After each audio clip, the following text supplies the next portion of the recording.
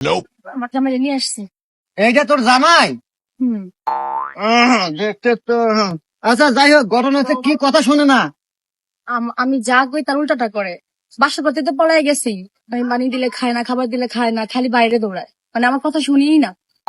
কোনো সমস্যা নাই, কোনো সমস্যা নাই, সব সমস্যার সমাধান টিঙ্কু বাবা করে। দাঁড়া, আমি একটা মন্তব্য করে দিচ্ছি, তারপরে তোর কথা মতো উঠবে এবং বসবে, সমাধান করবে টিঙ্কু বাবা।